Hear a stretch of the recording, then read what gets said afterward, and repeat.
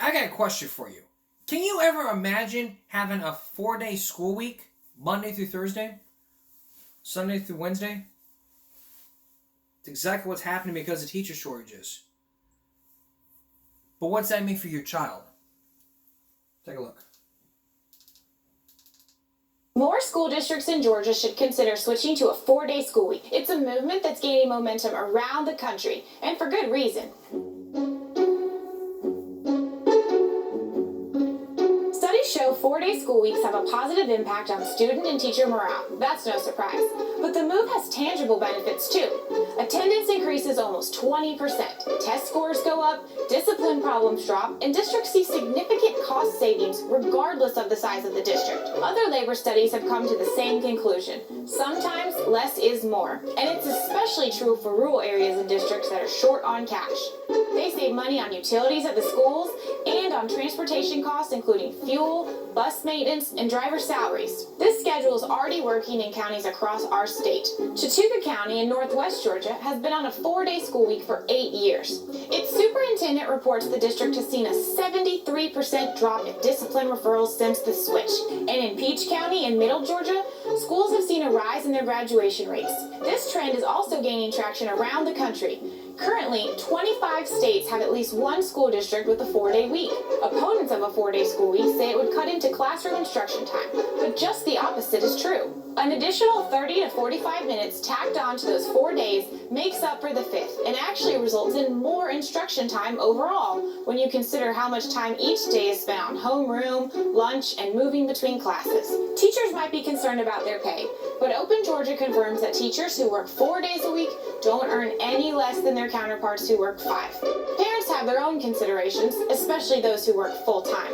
And while our state has a duty to educate our children, not to serve as a child care provider, we've seen time and time again that the market will adjust. In districts like Chattooga County, nonprofit organizations have partnered to provide care for younger kids on that 5th day, in some instances at no cost to parents. Students on the free lunch program can even get their resources through these third parties. All it takes is a little planning.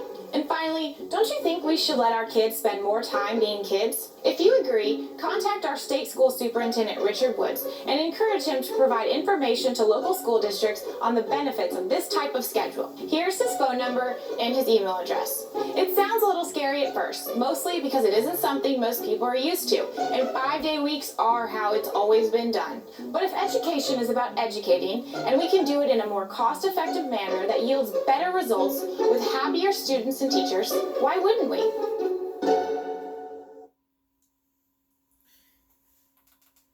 Now, here are some pros and cons to this. The good thing is, like she said, teacher shortages, let the kids be kids, so and so. Discipline would go down. Discipline would go down, this and this, blah, blah, blah. I get it, but let's move on to the cons of this. The bad thing is, kids being left home alone, kids unsupervised, no daycare centers, parents working full time with no supervision, no babysitter or whatever. And kids who just want to be kids, they're not just out there hanging out with their friends, whatever. I mean, that's for the little kids. We're focusing on the big kids, the high schoolers. They're not hanging out with their friends playing basketball, whatever. They're out there breaking into cars, smoking dope, doing drugs. That's a big thing. You maybe think I'm talking about truancy, but this is just more. Now Keensville is assigned to do this.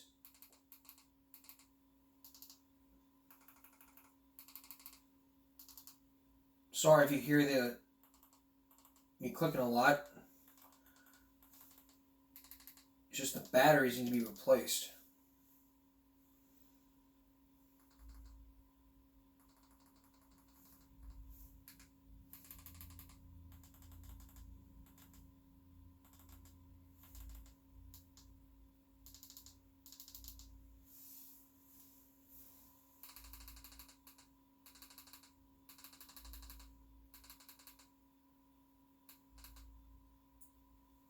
So take a look at this.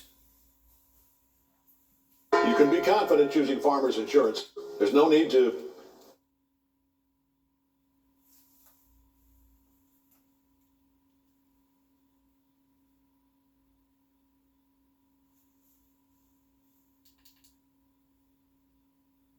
Reynolds Perez presented 3 separate options for school calendars.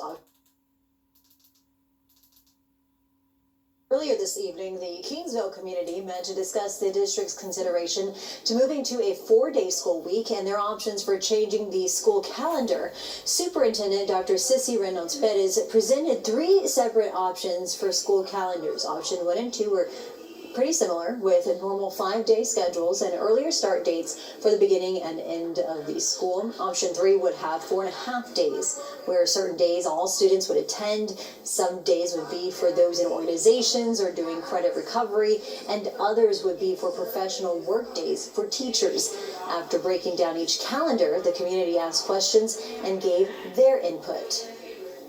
Now you may ask, so which one do you or anybody up here or any of our central office leaders are y'all trying to push for? We are not trying to push for anything. I think that all 3 calendars more reflect on the older kids versus the littler kids. The traditional school calendar, the way that we are now, is perfectly fine.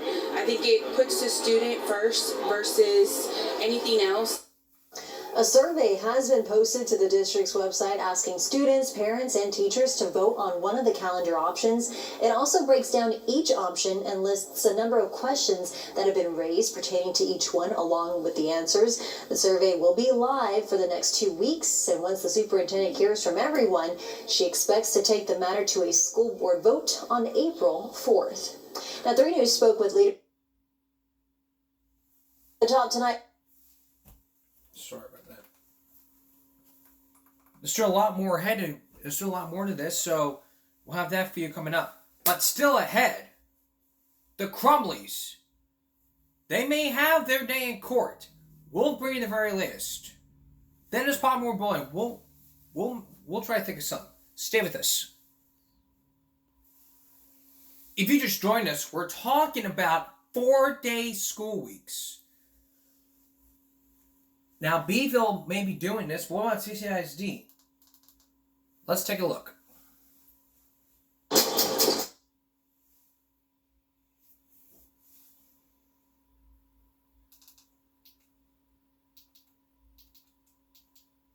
Yeah. That ever be possible? Well,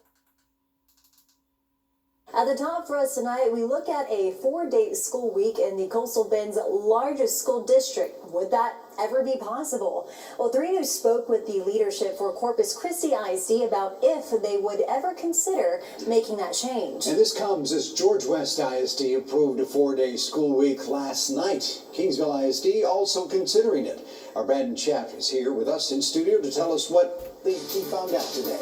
Brandon?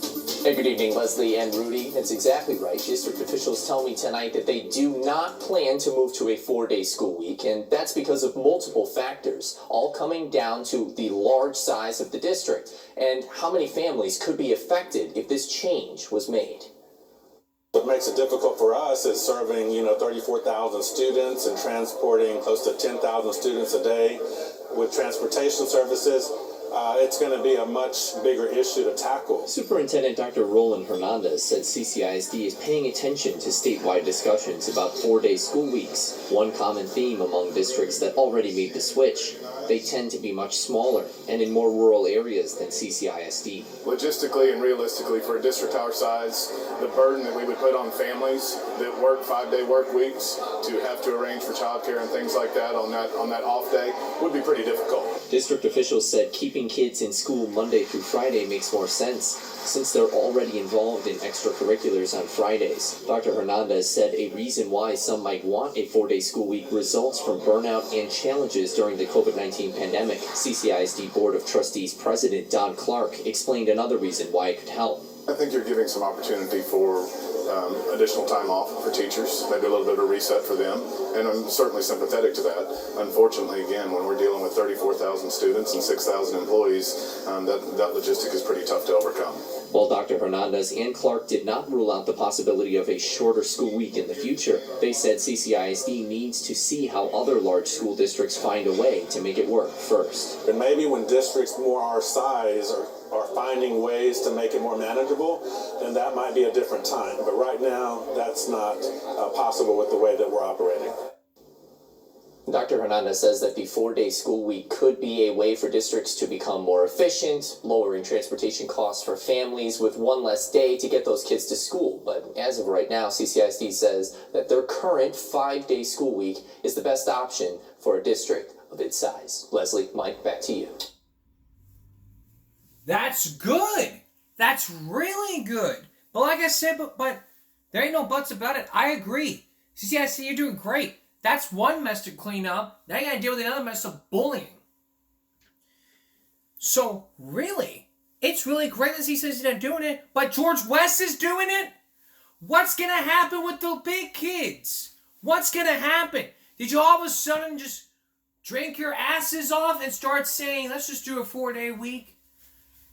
Without looking at the possible consequences? Like kids out not hanging out with their friends, they're out there breaking into houses, breaking into cars, smoking dope, drinking alcohol under 21. That's illegal. That's illegal. That's against the law. You know that, don't you? You probably don't, because there ain't one person in here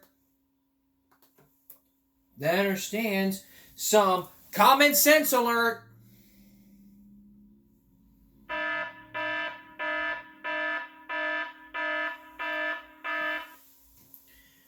So, you need to look at this with a scalpel and then say to yourself, you know what? We made a big mistake. You're damn right you made a mistake. Damn right you did. You made a mistake. You got to go back and fix this and say, hey, we need to go back to 5 school days because of so-and-so. But we blame the pandemic for everything. That's what we do. Blame the pandemic. That's a new game. We blame the pandemic. Bullying, we blame the pandemic.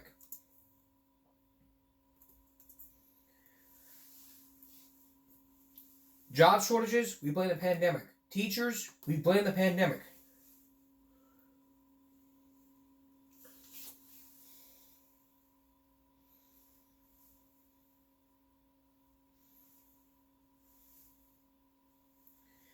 But what really needs to happen here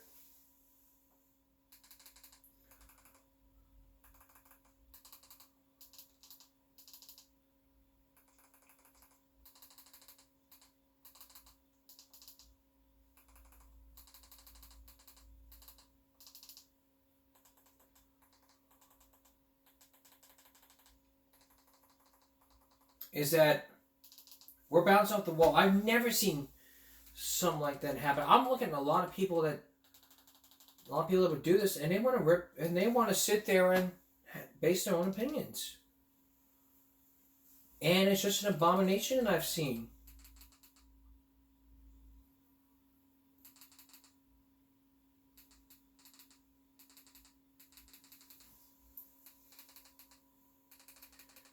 So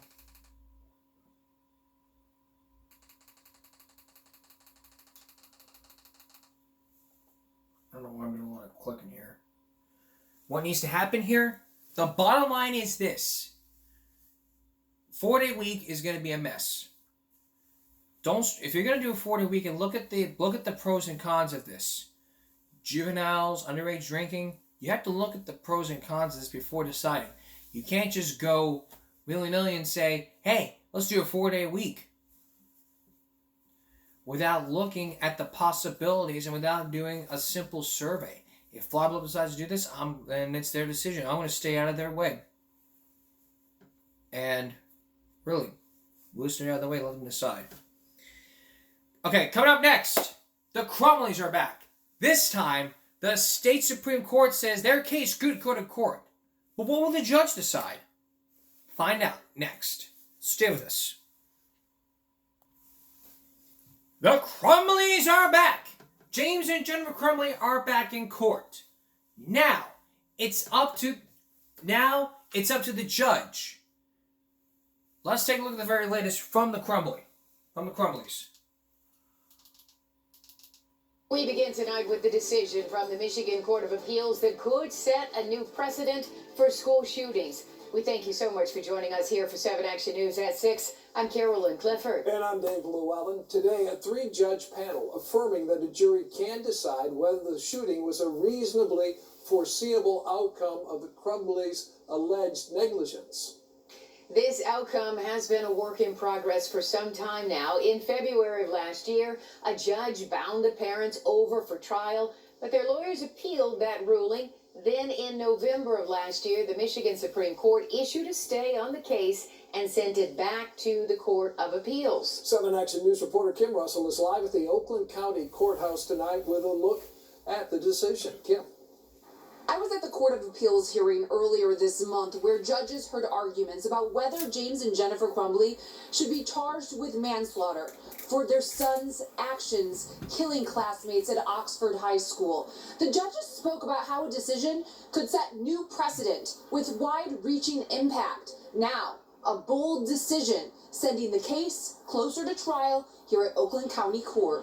This Court of Appeals opinion says James and Jennifer Crumbley ignored clear signs their son intended to hurt someone.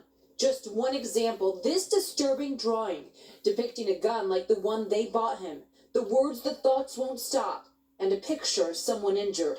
As a result, they should face trial here at the Oakland County Courthouse for 4 counts of manslaughter. Why is it important that the parents face this trial? What does it mean to you and to others who you talk to?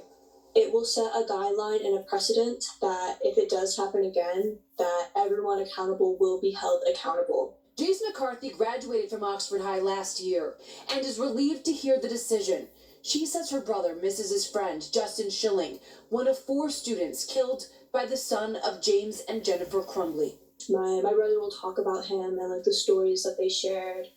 And it really sucks knowing that there's no chance of him going to see him again. If he wants to talk to Justin, he has to go to his grave. McCarthy says all parents need to know they have a part in preventing school violence and never-ending loss for so many. It constantly lives with you. And, the minute that you wake up, you remember it. The minute that you go to bed, you remember it. There's not a second where you kind of forget what happens. Prosecutors and the defense are subject to a gag order in this case because the judge was trying to minimize them playing the case out in the media, so they cannot comment at this time. But there is no question this decision is a blow to the defense. In Pontiac, Kim Russell, 7 Action News. All right, thank you so much, Kim. Now joining us live to give us some insight on the legal process is Mark Chetkow. He was the lead federal prosecutor on the historic Kwame Kilpatrick corruption trial. Thank you so much for joining us tonight, Mark. Glad to be here. So first, if the courts are saying the parents had some insight into their son's planned actions, what does that really mean for the Crumbleys going forward in trial? Well, the Court of Appeals was very careful in this case to say that they were not deciding guilt or innocence. They were simply saying that the district court did not abuse its discretion when it found that there was sufficient evidence, probable cause to bind the case over for trial. And ultimately, it's going to be up to a trial jury that's going to hear all of the evidence, which the Court of Appeals admitted that it had not heard. And they will be hearing it by a higher standard beyond the reasonable doubt and subject to cross-examination by the defense. How hard will it be for prosecutors to prove this at trial, that they knew what their son might have been planning to do at that high school? It's going to be a very challenging case just by virtue of how novel and unprecedented it is. It's extremely rare for parents, if not unprecedented, for a parent to be held responsible for the crimes of their child. So the defense is going to emphasize that there was no way for them to have foreseen what he was going to do. Their son did not tell them of his plans. In fact, he hid them from them. By the same token, the prosecutors have some very compelling evidence in this case, which is why the Court of Appeals bound it over. There were all warning signs that he was going to do something terrible. His deteriorating mental state, his depression, hallucinations, his paranoia, his asks, his cries for help. Yet what did they do? They bought him a gun and then they failed to secure it. I think a particular note to the Court of Appeals and probably to the prosecution in its case is that the parents refused to take the son home when they were told by the school that he had threatening behavior. And that they should get him some help, and yet they didn't do that. So under the very unique circumstances of this case, the prosecution has a good chance. Yeah, a lot to go over. Thank you so much, Mark, for your legal expertise. We appreciate you. A lot of eyes will be on this trial. You can read more about the Court of Appeals decision right now on our website at WXYZ.com. Dave. Okay. Now, like we said before when we did these updates, if Ethan Crumbley is prosecuted, if he's convicted, he could face life in prison without the possibility of parole. Same thing for Nicholas Cruz. Remember, he was the shooter at Florida, so he was sentenced to life in prison.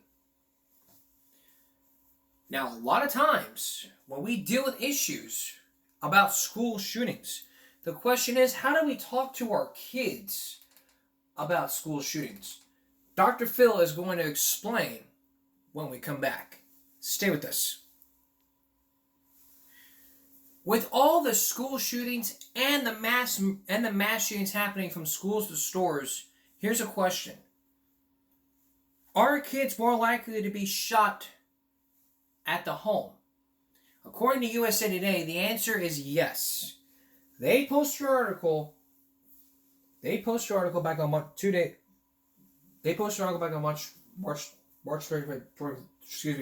of this year.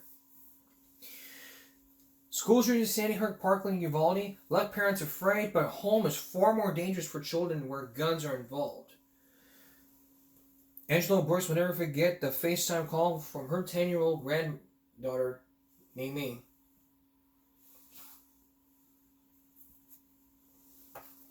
This article goes on to say about these statistics. So, let me lower this here so I can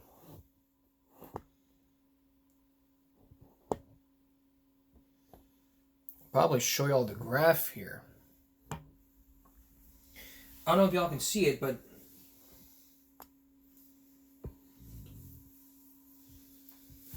yeah, this is probably the best you can see it.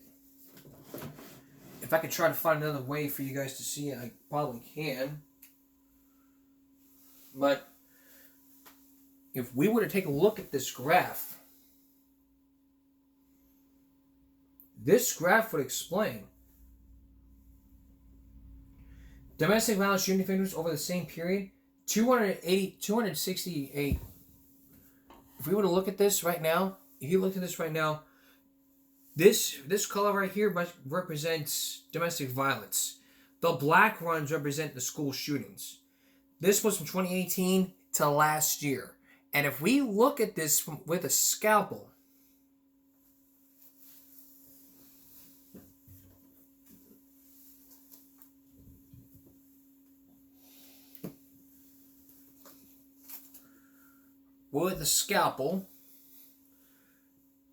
then maybe it can shed some light.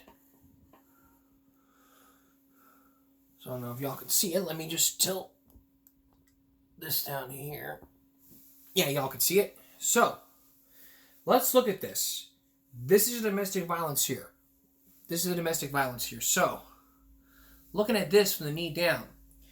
146 domestic violence in 2018.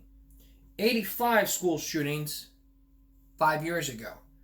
Let's move on to another year. 4 years ago. 4 years ago, there was 125 domestic violence shootings, and 35 school shootings.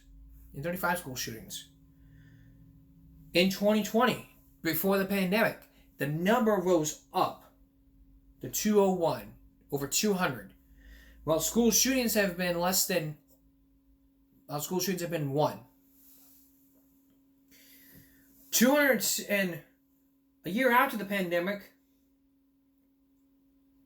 the number of school shootings goes up to 206, while the number of school shootings right here goes to 57. Then, last year, after the pandemic ended, the number was lowered to 188 domestic violence shootings, while 88 school shootings happened during the 2022. So what you have here is like a pattern. Medium, medium, low, low, medium, medium.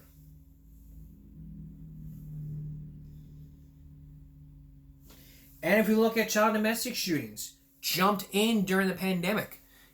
Take a look at this graph right here. In 2020, the number of children under the age of 18 who were killed in domestic violence shootings increased 49%, while the number of children wounded doubled. So over 100 the last 5 years ago, 103 were killed, 43 were wounded. That was 5 years ago. 3 years ago, 97 killed, 28 wounded. During the pandemic, 145 were killed, while 145 killed, while 56 were wounded. Sorry about that. 2021, while still the pandemic was happening, it lowered.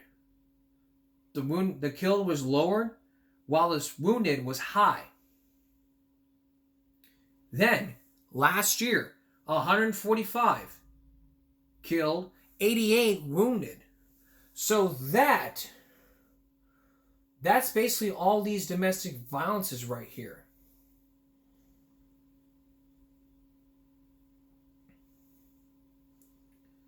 And that's basically all it's done. So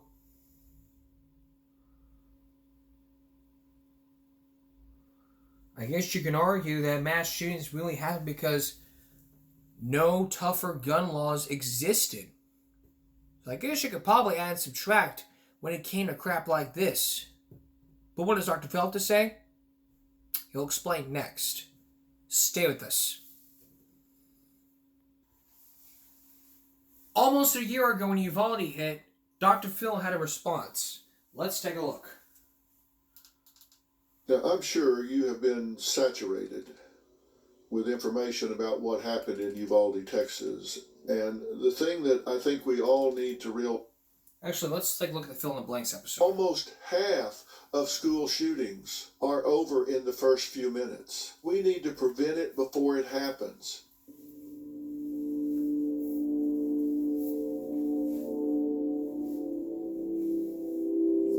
"19 students and 2 dedicated teachers.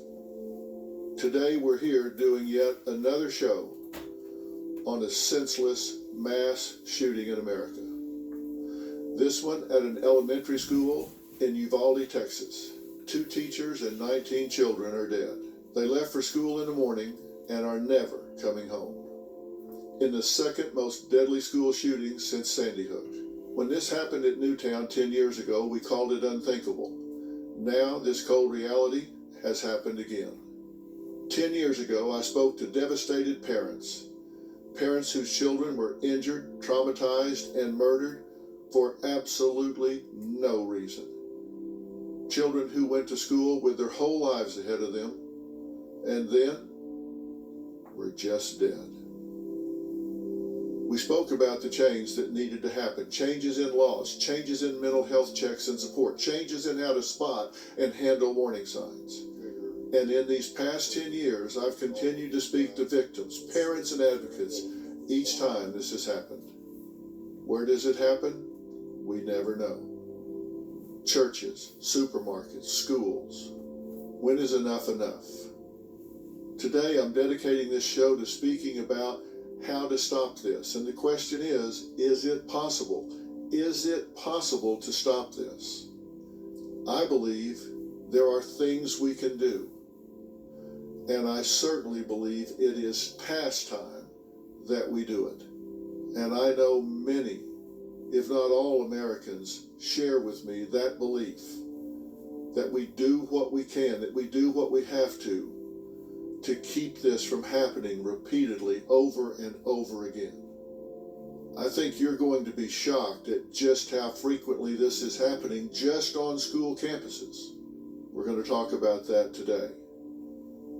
But first, let's take a look at what happened in Uvalde and the lives lost.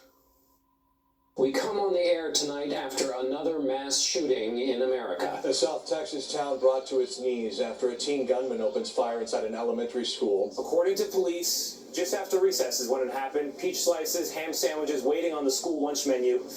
And that's when 18-year-old Salvador Ramos walked into Robb Elementary School. He was armed with an AR-15 style rifle, also had high-capacity magazines with him, according to police. Weapons, by the way, that he bought legally this very month on his 18th birthday. The day of the shooting, Ramos had a fight with his grandmother over failing to graduate. She was shot in the face and is in critical condition. Ramos fled the home in his grandparents' pickup truck, crashing into this gully. Surveillance video shows him running into the school seconds later. The massacre was about to begin. Authorities tonight confirming that the gunman was in the elementary school for an hour or more before he was shot and killed. The anguished cries of desperate parents after the massacre at Robb Elementary.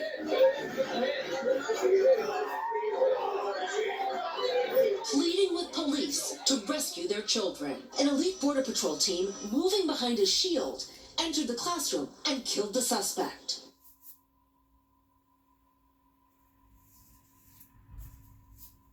We hid behind desks and chairs. Well, we were scared and the teacher started telling us we could pray. And I was happy I didn't get shot. For 40 minutes, his mother had no idea if he was alive. This heart-wrenching photo shows 11 of the 19 children who died. Now, I'm sure you have been saturated with information about what happened in Uvalde, Texas. And the thing that I think we all need to realize is that this doesn't just happen to someone else. This doesn't just happen in another town. This doesn't just happen to some community we read about. It can happen anywhere. And in this town, 18-year-old Salvador Ramos did the unthinkable. And like is the case in so many of these situations, he telegraphed what he was going to do. There were Instagram posts with him with firearms, deadly firearms, one being an AR-15. He sent some private post. He said, "I'm going to shoot my grandmother." His second post, "I shot my grandmother." His third post, within 15 minutes of the first, "I'm going to shoot an elementary school." 15 minutes later, en route, he crashes his truck in a concrete ditch near Robb Elementary School. We've heard what AR-15s are. You can do a tremendous amount of damage when you can put out that much firepower. Now, I don't care where you stand on the Second Amendment. Ask the common sense question. What does an 18-year-old boy need with that kind of a weapon? What does any civilian need with that kind of a weapon? And if a child, an 18-year-old boy, can get his hands on that, a 15-year-old, 14-year-old can get their hands on that, do they have the maturity to manage it? You're looking right now at the ammunition that this particular weapon put out. This is a serious round of ammunition that will do tremendous damage to whatever it hits. Now, again, I'm not going to go back over all of these tragic details with you, but this young man enters the back door and makes his way down a series of short hallways before he enters a classroom, where he opens fire with this rapid fire weapon, is what we now believe, and kills 19 students and 2 teachers. How long did it take before someone responded? That's in controversy right now. Parents are frustrated, saying police officers did not respond fast enough.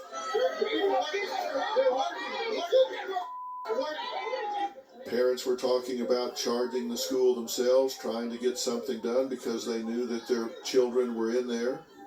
It's reported that a Border Patrol officer ultimately shot and killed Ramos. It's also been reported that he legally purchased 2 AR platform rifles on 2 separate dates in May, reportedly around $3,000. Where did he get that money? Did somebody buy these for him? Why was he in possession of these weapons? Most people greatly underestimated how much of a problem this is in America today. And I'm not talking about mass shootings. I'm just talking about school shootings right now. And I want to tell you that the trend is getting worse. In 2021, there was an all-time high number of school shootings. Now, it depends on how you define a school shooting. And I want to tell you that the Center for Homeland Defense and Security K through 12 school shooting database defines it this way. They define a school shooting as any incident where a firearm was brandished or fired at a school. Doesn't mean somebody was killed, but a gun showed up at a school and was brandished. And from January 1st through December 5th, the database reported 222 incidences. Now, if you divide that up by the number of average weeks in a school year, which is, we'll pick 36, that's 6.16 incidences per week. Now, if your jaw's not on the floor, I would be surprised. This is clearly headed in the wrong direction. What's it going to take for us to wake up and say we have to do something? More than 311,000 students have experienced gun violence since Columbine occurred. That's according to the Washington Post. This is out of control. So the question is always, well, all right, let's identify the profile. Who's doing this shooting? Sadly, I can tell you there is no profile, and we don't have the psychological tools to identify who's going to be a shooter. But there are some commonalities, there are some indicators, and I'm going to share with you what some of those are. These are often current or former students of the school they go to shoot up. That's not always the case, and they are often in some type of mental, emotional, or social crisis. And being bullied was common. Now, do they go back and shoot the bully? Occasionally, but typically that's not the case. Shooters go and aggress not against their transgressors, but against surrogates.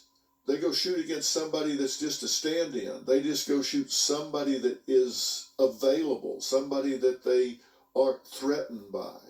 These are people that have experienced observable, now I want to emphasize observable, mental health symptoms in three main categories: psychological, behavioral, and neurological. I'm emphasizing observable because people notice that they're behaving unusually. About half of them have received one or more mental health services, so they've come to the attention of mental health providers, so they're not completely in the dark and about these people. They are on somebody's radar. Most typically, it's depression or suicidal ideation. Some have anxiety. A much smaller percentage than you would think present with anger. They're depressed. They've been shunned by society. They've been through some type of rejection experience. And our number one need is acceptance. Our number one fear is rejection. And they've had some trauma in that regard. And they very frequently have negative home life factors such as divorce, drug use, someone in the family, a mother or father, have criminal charges, and domestic violence is common. So they exhibit these concerning behaviors, and that contradicts the myth that, oh, it's the nicest guy, it's the last person I would have ever thought of. That's not true. And here's a very troubling element. They're often the product of the contagion effect. And what do I mean by that? They're inspired by other school shooters. I say that's particularly troubling because when you see what has happened in Uvalde, that predicts that it's very likely that there's going to be a repeat of this in the near future. Someone out there that is really desperate, really tragic, is going to see what has happened here, and they're going to become obsessed with it, and they're going to react to it. Maybe in a week, maybe in a month, who knows? And one of the most confounding things about this is they often tell others what they're going to do before they do it. Last year, we covered another shocking school shooting that happened just days after Thanksgiving. On November 28th, 2021, 15-year-old Ethan Crumbley walked into Oxford High School in a Detroit suburb and shot and killed 4 students. Some students actually stayed home because they said they knew what was going to happen and they didn't feel safe going to school. Now, this crime not only stood out at the time as being the deadliest school shooting since Parkland, but for being the first where a shooter's parents have been charged with crimes linked to the shooting. They basically gave him a license and permission to kill. Did they know the gun was in the backpack? Did they know the plan, what he was going to carry out? Why not bring him home if there's trouble? Isn't their job to know where the gun is? If the gun is missing from home and their child is being called in at school and he's drawing pictures of bullets and blood, and they say, "Where's our gun?" and he was shooting it the day before, isn't it endemic upon a parent to say, "Wait a minute, this isn't a coincidence"? And we also heard about what happened from Oakland County Sheriff Michael Bouchard. Sheriff, when you find out about this in this case and in most cases, you intervene once something happens, right? The school district officials did interview the subject the day before and the day of the tragedy, and we were never brought into those meetings, and that would have triggered the protocols that we have in place, and that is that if there's concerning behavior, the first thing we do is determine if there's a threat immediately. I'm sad to say, we sit here today, we've had more threats today. If you make a threat, even if it's not real, if you think it's a joke, it's not. If you have no intention of carrying out a threat, it's still a crime. The shooter charged through the doors of Uvalde's Robb Elementary School, opening fire just after 11:30. Armed, law enforcement says, with an AR-15 assault rifle, high-capacity magazines, and a handgun. And we have learned that the gunman illegally purchased 2 assault rifles and almost 400 rounds of ammunition earlier this month for his 18th birthday. Another very powerful weapon. And by the way, these weapons are very expensive. I think in this case, there were reports that the gun cost close to $1,800. And you have to ask yourself, where does this kid get money for an $1,800 assault rifle? And when you talk to the family, the grandfather said he knew nothing about it.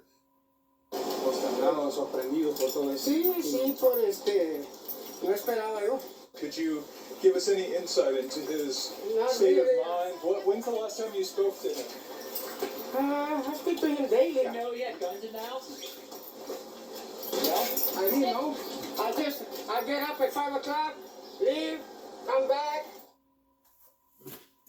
He didn't know that the child had this. And look, I'm sorry, but if you have a child that's building up an arsenal, it's your job to know. You need to know what your child is spending money on and where they're getting that kind of money. There were 2 rifles apparently bought in the Uvalde shooting.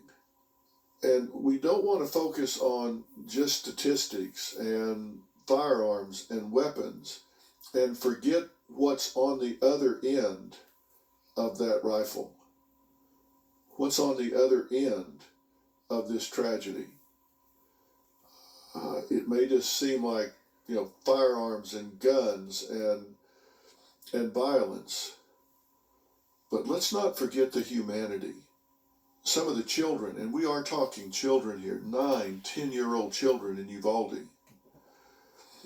One of them speaking to a local news outlet, KENS5, in Texas, said, "When I heard the shooting through the door, I told my friend to hide under something so he won't find us." He said, and I quote, "I was hiding hard. And I was telling my friend not to talk because he's going to hear us." The boy shared heartbreaking details about what happened in that room. He said, and I quote, "When the cops came, the cop said, 'Yell if you need help.' And one of the persons in my class said, 'Help.' The guy overheard and he came and shot her, the boy said. The cop barged into that classroom and the guy shot at the cop and the cop started shooting. He said that once the shooting stopped, he came out from under the table. I got out with my friend. I knew it was police because I saw the armor and the shield. It's a 10-year-old child. It's just absolutely heartbreaking. Now, we've talked about a couple instances where the individual apparently purchased the guns. And in Texas, for example, you're not permitted to possess a firearm if you're under 18. Many of these school shooters are under 18. So where are they getting the guns? Research tells us they get these guns at home. They get these guns when they are not properly secured. So you cannot tell me that these families don't know that they have someone in their family having a problem fitting in, coming into conflict with authority. They should be concerned with depression, they should be concerned with suicide, and they should be concerned with having guns readily available to someone with that mindset, even if they are just concerned with the young man shooting himself. But in so many of these instances, we find that they simply walked into another room of the house and picked up a gun that was readily available. Now, what am I saying here? These shootings can be stopped, but it doesn't do any good if it just raises awareness and everyone is heartbroken and sends their prayers. Please do that. But along with doing that, we need to write to our congressmen, to our senators, state and federal, and insist that there needs to be a program for universal threat assessment. There needs to be a protocol where we add a crisis response team. If so many people hear that something like this is going on, why aren't they doing anything about it? They're not doing anything about it because they don't know what to do. They don't know who to call. They don't know what to say.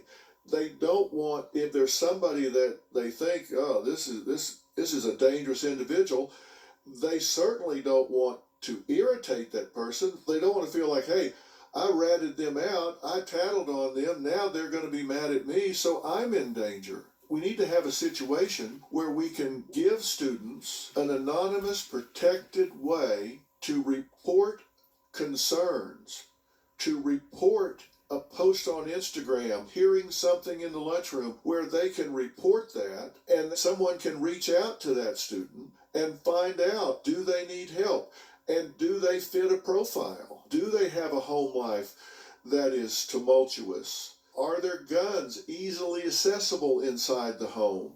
Are all of those factors there that make up a volatile situation? Because make no mistake, we have to focus on prevention, not intervention. Why? Because almost half of school shootings are over in the first few minutes. If there's an active shooter, of course you want to call 911. But the truth of the matter is, even if you have an officer on site, that officer is likely to react to the shooting, not stop the shooting. That means we need to prevent it before it happens. If that armed guard is at one end of the hallway and the shooter is at the other end of the hallway, a lot of death can be dealt before even a responsible officer can go into action. You can see 44% of attacks are 1 minute or less, another 24% are 1 to 2 minutes. So you've got 68% of attacks are 2 minutes or less. So having a guard on campus, unless they are standing real close to that attacker, they're going to be reacting to what has already happened instead of preventing it from happening. Do I think there should be an officer on campus? Of course there should be someone there, but we need to put at least as much effort in preventing that shooter from ever picking up that weapon, and that means there has to be a system where they are identified by the system, where somebody has a place to go. someone to tell. Colorado has such a program called Safe to Tell. It's a statewide anonymous reporting tool which accepts tips 24/7, and they have had 19,861 tips in the 2018-2019 year. This gives them the opportunity to react before someone picks up a gun and steps on campus. It could be something that we can look at. And if you want to see it, it's at www.safetotell.org. Now, the last thing I want to talk to you about, because I've been asked this a lot, is what do you say to your children? 9-year-old Andrea Herrera used to play every day with her stepbrother, Jose Flores. He would always say, I want to be a cop so I can protect all these other people, like all the bad guys. Now, these toys are all she and their little brother Jaden have left. What does that make you think about? It's just sad because well, the fact that he wanted to be a cop and he didn't have the chance to be it. In this instance, fortunately, we're coming up to the end of the school year for many school systems, but not everywhere. And whether your child is going to be attending more classes or whether they're not, you've got to think through what to tell your children. And the first thing I want to say to you is, do not assume that your children know about this, because they may not. But if they don't know about this, I'm not sure that I would talk to them about this. And the flip side of that is, well, if I don't, what if one of their friends does? Wouldn't I rather control that conversation before it's visited upon them by their friends who may traumatize them? That is a risk. And you might want to talk to your friends' parents about this and come up with a plan. If you make the decision to talk to your child about this, then you want to do it in an age-appropriate way. And that term gets used a lot but never defined. So let me define that. You want to define that based on their questions to you. Ask them what they know. Listen very carefully to the words that they use and meet them where they are. Don't ask them to meet you where you are. If they say, well, I heard something happened at another school and some children were hurt, that's the level you want to discuss this with them at. If they say, I saw something on the internet or TV where somebody murdered 19 children, then okay, again, you want to ask questions. Well, what does that mean to you? What do you know about that? Let them tell you what their construct is of murdered or killed or hurt. Let them, don't assume that they understand the meaning of all those words. It doesn't happen very often. There are people that love you and care about you, and we keep a really close eye on everything that's going on. And if you ever see anything that makes you uncomfortable or that worries you in any way, then you tell your teacher and you tell mom and dad. And when this is being wall-to-wall covered, I wouldn't leave my television on and let them see things that they could overinterpret or overreact to. Now, am I suggesting that with young children you downplay this and not emphasize the gravity of it? Yes, I am. I don't think that you want to ask children to deal with adult issues or introduce to them things over which they have no control. Now, for older children, you want to ask them what their questions are. And again, reassure them that you are in close contact, you're keeping an eye on things, and make sure that's true. Don't go running up to the school with your hair on fire, hysterically demanding to know what the security protocols are, but have an intelligent conversation with your school. Are they adhering to proper protocols? Is there proper security? Make sure that people aren't thinking, oh, this would never happen here. But make sure that you have in mind what you're going to say to your children if you're asked this question.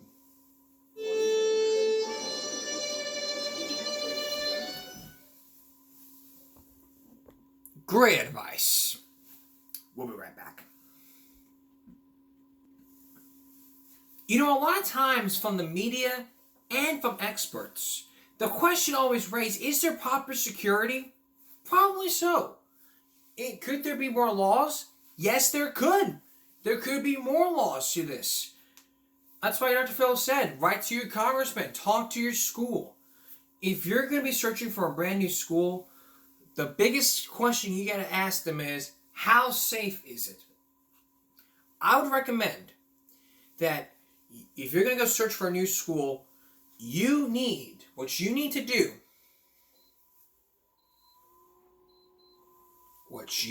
do is to ask one simple question. How safe is it? How secure is it? That will be answered when you ask those two important questions. They know that you are being very serious when it comes to your child being safe. But you need to talk to your kids. If they tell you this, then if they ask you, well, hey, I saw something on TV about this and this, then what you need to understand here is start asking questions at the age appropriate age. By their demand. Coming up on Give Me a Break Saturday. The term a puppy mill. Chris Hansen with the dog's life.